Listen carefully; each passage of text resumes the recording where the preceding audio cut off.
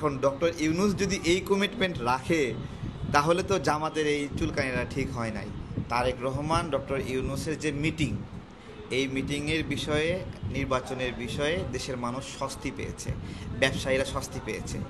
এই বিষয়ে জামাত না চুলকাইলে জামাতের জন্য ভালো হতো, এবং এই চুলকায়ে তারা নিন্দা কামাই করছে।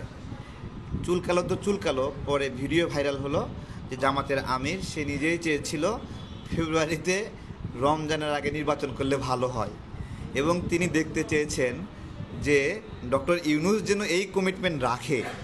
এখন ডক্টর ইউনূস যদি এই কমিটমেন্ট রাখে তাহলে তো জামাতের এই চুলকানিটা ঠিক হয় নাই। জামাতকে আরও অ্যাকুরেট হতে হবে।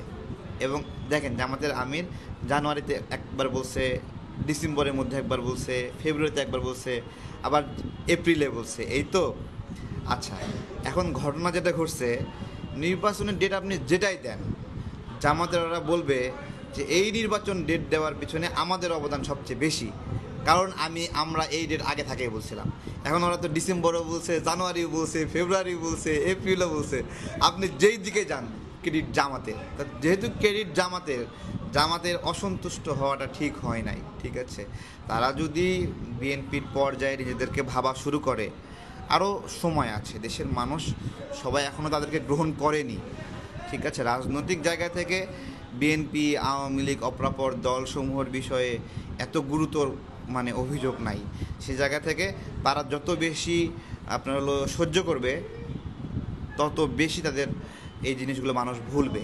হ্যাঁ, এই জায়গায় রিয়াকশন জানায় আমি বলবো যে জামাত একটা বড় ভুল করছে, ঠিক আছে, এবং তাদের মেনে নেওয়া উচিত। আর দেখেন, বাংলাদেশে প্রায় 50টার মতো দল ফাংশনিং আছে এখন, 30-35টা দল নিবন্ধিত ফাংশন করতেছে। এই সবগুলো দলের মধ্যে কোন দলটা জামাতের সঙ্গে জোট করবে? আজকে যদি আমি বলি জামাতের সাথে কোনো দলই জোট করবে না, বিষয়টা কেমন হবে বলেন?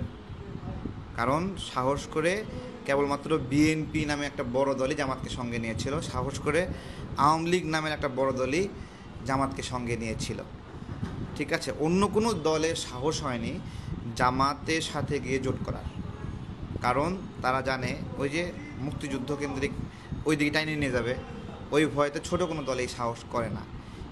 সেই পরিস্থিতির এখনও উত্তরণ ঘটে নাই। এখনও জামাতের সাথে খুব রেয়ারলি কোনো দল জামাতের সাথে বসবে, মিটিং করবে, সেটা হলো বিএনপির কাছে দাম বাড়ানোর জন্য, ঠিক আছে।